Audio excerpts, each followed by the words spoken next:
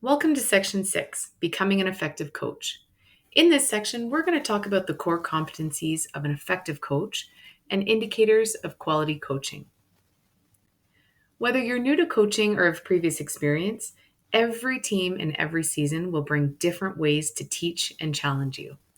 Understanding the factors that support good coaching will help you develop, practice, enhance, and assess your coaching skills to make you and your FunTeam program successful. According to the Coaching Association of Canada, there are 5 core competencies of an effective coach. Problem solving. Effective coaches can find solutions to complex problems.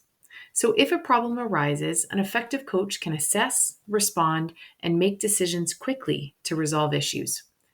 Is this one of your strengths as a coach? Maybe this is an area to work on next season to develop these skills further. Valuing. Effective coaches role model respect for participants, other volunteers, opposing teams, and officials. Be aware of your actions and your words. Are you a positive and effective role model that shows players how to be respectful? Critical thinking. Effective coaches take time to evaluate situations and consider all options before making smart decisions. On top of that, effective coaches reflect on their own skills, attitudes, and behaviors in order to make the greatest impact on the team. Have you taken time to do this yet? Leading. Effective coaches lead with purpose, conviction, and kindness. These coaches are great listeners, understand how to motivate others, and create a supportive and safe community within their team.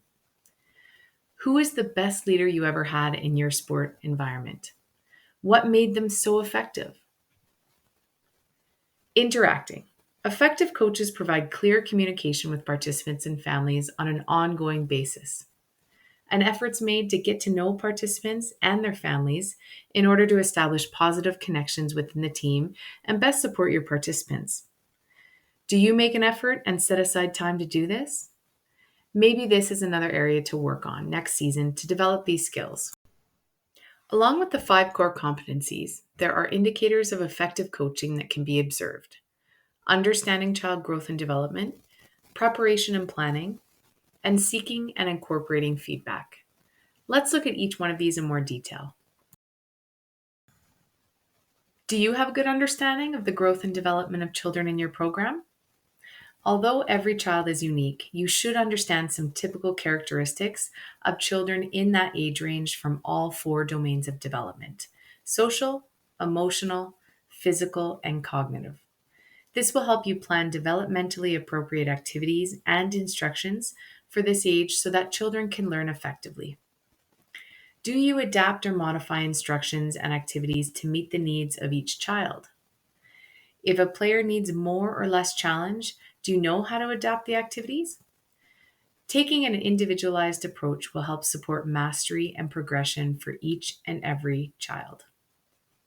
Do you build positive relationships with children? Developing strong, positive relationships as a caring adult role model will have a significant impact on a child's sport experience.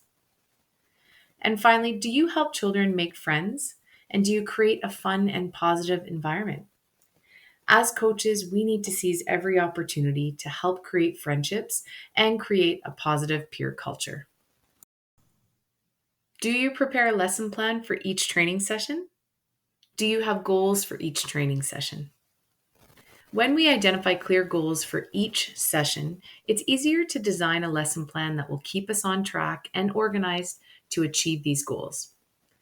Do you have a backup plan? And are you flexible and adaptable with your plan? Adapting on the fly is a critical skill of effective coaches. You may have a plan, but you should be prepared with a backup plan if things don't work out.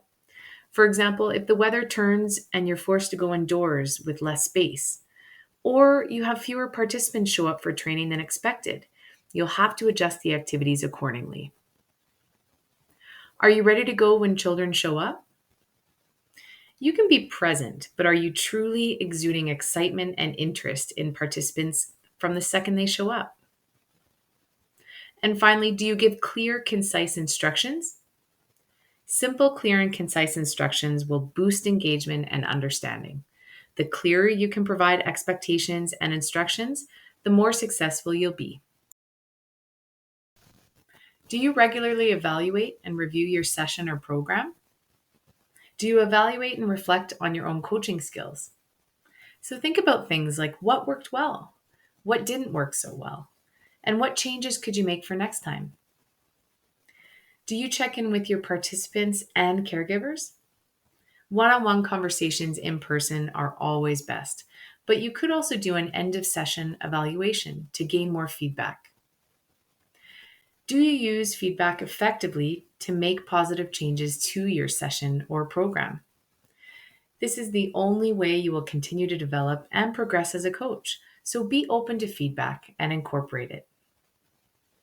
Now that we know the core competencies and indicators of effective coaching, I hope you can reflect and set some goals for yourself in order to take your skills to the next level and create a quality sport experience for the children you coach.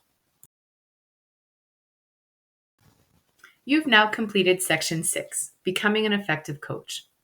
Before you move on, read over the tips on how to intentionally develop personal growth in your players and answer the Coach's Corner question that are listed in this section of your workbook.